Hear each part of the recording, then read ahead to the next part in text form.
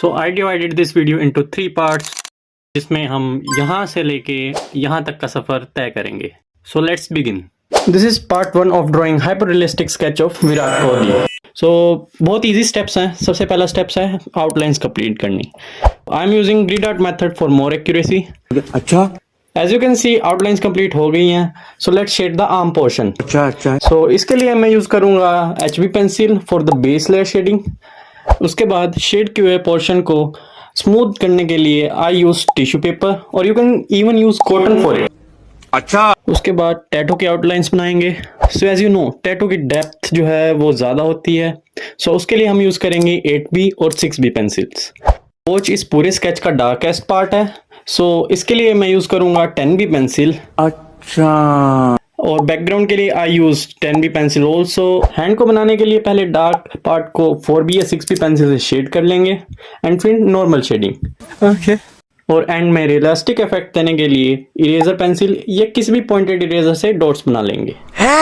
इस पार्ट के लिए इतना ही. नेक्स्ट पार्ट के लिए we will cover the face. So stay tuned in this series. First part में आर्म एरिया कवर अप करने के बाद ये है पार्ट 2 जिसमें मैं कवर करूंगा फेस ऑफ विराट कोहली. हमेशा की तरह स्टार्ट करेंगे डार्कर एरिया से. 10B पेंसिल से आईब्रो को शेड करने के बाद इरेजर से डिटेल देंगे. हेयर में डिटेल देने के लिए आई यूज 10B पेंसिल. आई में डिटेल देने के लिए आई यूज 6B और 4B पेंसिल. सेम इसी तरह से राइट आई को भी शेड करेंगे. फिडिट पार्ट पर आई यूज 8B पेंसिल. फिर टिश्यू पेपर की मदद से ब्लेंड कर देंगे. शर्ट के लाइटर पार्ट को शेड करने के लिए आई यूज 4B और 2B पेंसिल एंड फिर इरेजर से हाईलाइट क्रिएट करेंगे. फिर शर्ट में डेप्थ देने के लिए I use 8B pencil and उसके बाद कॉटन से ब्लेंड करेंगे ताकि स्मूथ टेक्सचर आ जाए. सो सेकंड पार्ट में यहाँ तक कंप्लीट करने के बाद ये है part 3 of making hyper realistic sketch of Virat Kohli. Beard में शेडिंग के लिए सबसे पहले 2B पेंसिल से बेस लेयर बनाएंगे. फिर टिश्यू पेपर से ब्लेंड करेंगे. I use 10B pencil for the depth in the beard.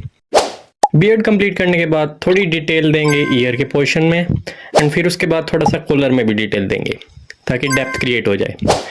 Neck portion में 6B पेंसिल से शेड करने के बाद कॉटन से उसे ब्लेंड करेंगे एंड सेम प्रोसेस रिपीट करेंगे शर्ट के लिए भी. एंड एट द एंड बचा हुआ बैकग्राउंड कवर करेंगे एंड छोटी सी अपनी निशानी देने के बाद